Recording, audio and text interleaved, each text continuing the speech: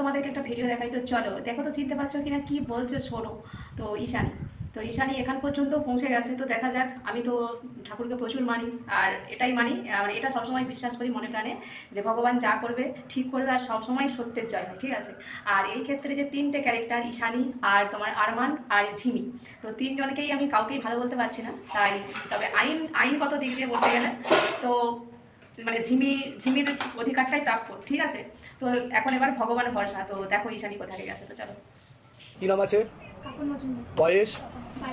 সবার আগে তো আপনাকে বলছি, বাবার বাড়ির তরফ থেকে পূর্ণ বিবাহ বন্ধন করা রয়েছে, পরবর্তীকালে পূর্ণ ডিভোর্সের যোগ পর্যন্ত রয়েছে। একাধিক লিগাল পুলিশি কেসে আপনি জড়িয়েও পড়তে পারেন। শরীর আস্তে আস্তে শুকিয়ে যাচ্ছে, রক্তের সমস্যা, নার্ভের সমস্যা বৃদ্ধি পাচ্ছে, তল পেটে চাপ দিয়ে ব্যথা হবে, মেয়েদের যে শরীর খারাপের সমস্যা সেটাও বাড়া কমা করবে, সাইকেলটা চেঞ্জ হবে। একটা পুরুষ দেখতে পাওয়া যাচ্ছে মুখ্য রূপে, একাধিকবার নাম বদনাম করে উল্টো পাল্টা রটিয়ে ফাঁসিয়েও দিতে পারে, মনে নেগেটিভ চিন্তা আসছে, পরবর্তীকালে সাইকোলজিক্যাল ও মেন্টাল প্রবলেম হয়ে যাবে, এমনকি আত্মহত্যা বা সুইসাইড করবার প্রবণতাও দেখতে পাওয়া যাচ্ছে।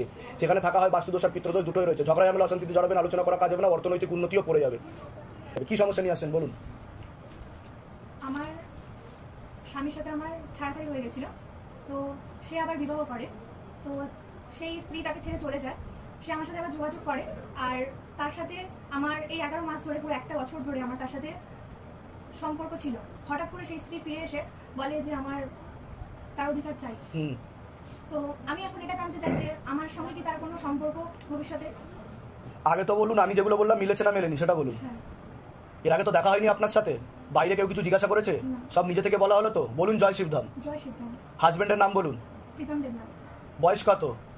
21। ধরে দেখো, প্রীতম দেবনাথ, 21 বছর বয়স। আপনার নাম বলুন। পাপন মজুমদার। বয়স বলুন। 22।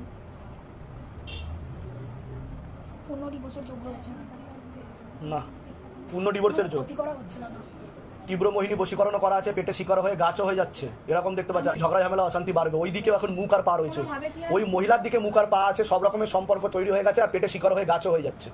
বোঝা গেল আমি কি বলছি? আপনার হাজবেন্ডের। বুঝতে পারছেন? আপনার কোনো প্রশ্ন আছে? কোথেকে আসছেন? কোথেকে? ধামের বিষয় কিভাবে জানতে পারলেন? আমার দিদির মাধ্যমে। নিজেদের বাড়ি? বলে দিচ্ছি কি করতে হবে।